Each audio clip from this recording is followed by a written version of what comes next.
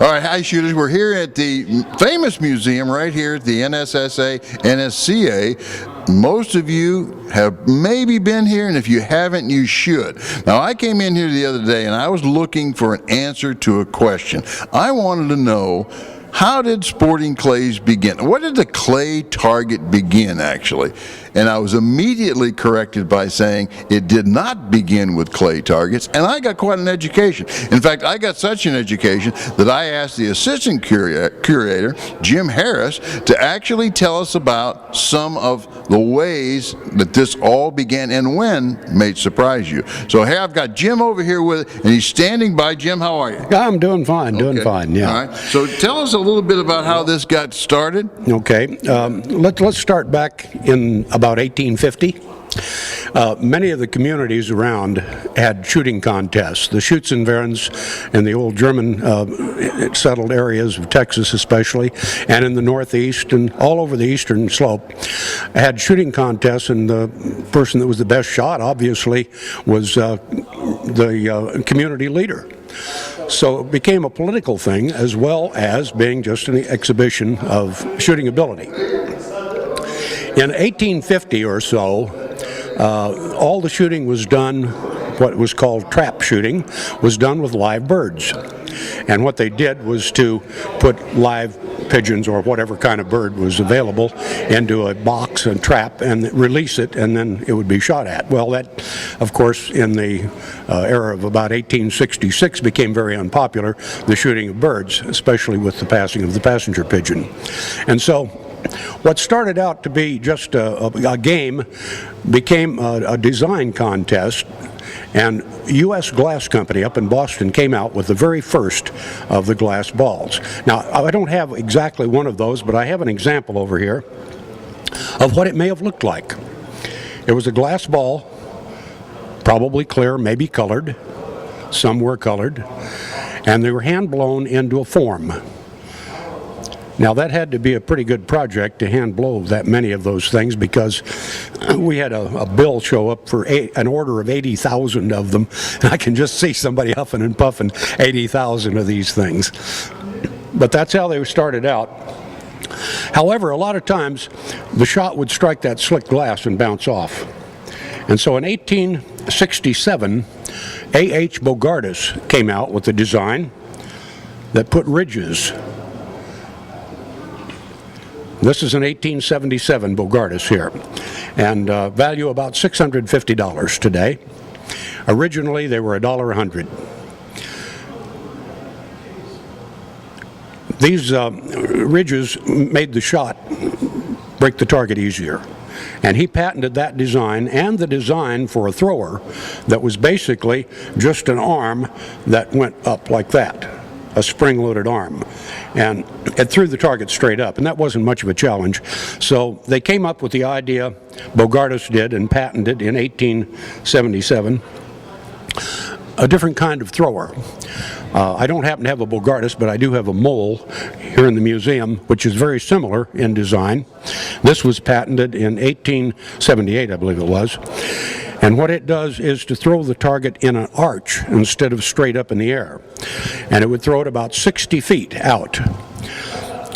The original game of trap, which was originally live birds, went to this kind of a target. And they would put 3 of these machines out on the field in front of the shooter, behind a board so the shooter couldn't see them. And when he pull, they would release one of them, and you didn't know which one. One would throw the target to the left, one would throw it to the right, one would throw it straight ahead. And that's how basically our modern game of trap began. Spin-offs from that then, of course, in 1926, skeet started. In Europe, sporting clays began much before that, but it didn't come to the United States until, well, in the late 70s and early 80s as an exhibition game, and it was organized under the National Sporting Clay Association in 1989. So it's a very new game, although it simulates hunting that's been done, well, for as long as man's been alive. I'd like to show you a couple of the other targets over here.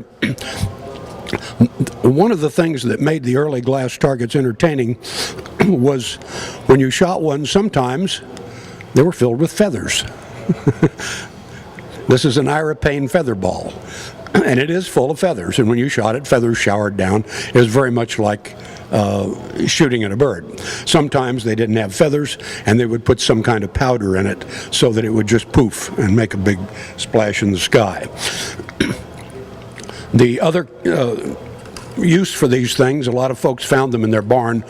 There would be cases and barrels of them, and somebody would look at them and say, "What are those?"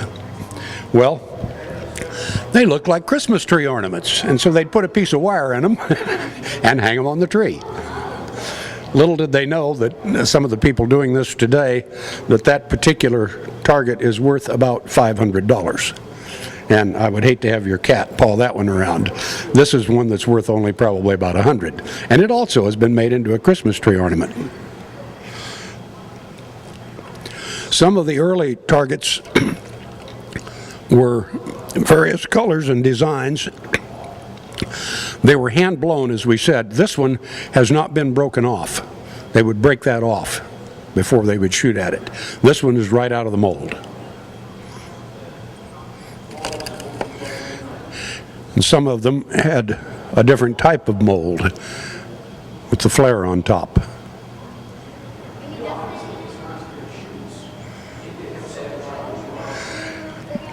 As far as value is concerned, everything that you've seen here today, minimum $100 to $150. The most expensive one we have here in the museum, about $6,000. However, in August the 10th of this year, there was an auction, and an Agnew and Braun brought $29,120 for one of these. So that gives you an idea of the value of that little piece of glass Christmas tree ornament that Grandma's got hanging in the attic. You might want to look at it twice. There is an organization on the internet that you can get to. It's called the Glass Target Ball Association, and they can tell you what they are, show you all the different pictures. If you're interested in just looking at it, all the history is there. Take a look on the internet and learn a little more about our shooting Christmas tree ornament. Let's get this one. This one. We're moving over to our timeline now so that you can get an idea of the progression of targets. The glass targets, of course, that we've been showing you up through the 1870s. Well, the glass laid on the ground, and of course a lot of places they grazed cattle and other livestock, and people walked barefoot, and it wasn't a good thing. And so George Lakowski in late 1800s invented the clay pigeon. And this first one you see down here has a cardboard tab on the end of it, and that fit into a slot on an arm that was spring wound, and it threw it into the air over about a 60-yard distance. It was a pretty good throw, much like today's targets.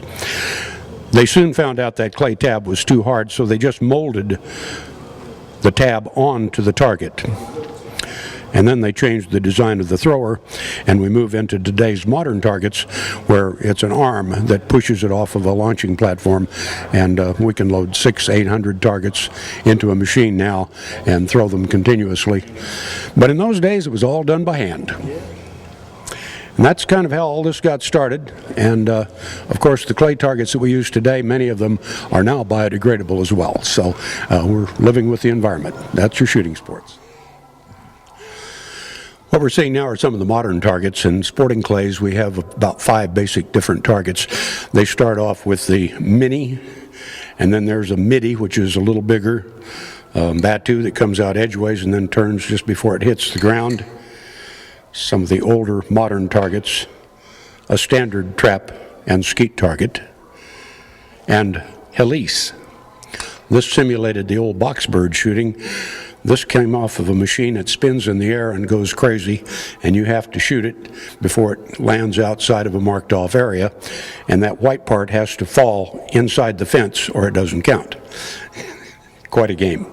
This is a barrel of the original White Flyer targets. White Flyer is a brand name commonly in use today, but these were some of the early targets.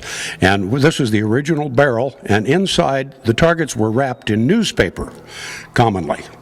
This one is dated December 21st, 1928, and it's wrapped in a copy of the St. Louis Times.